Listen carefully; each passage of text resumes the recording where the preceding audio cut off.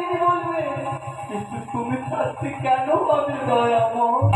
এক নয় দুই দুই পঞ্চ স্বামী আমার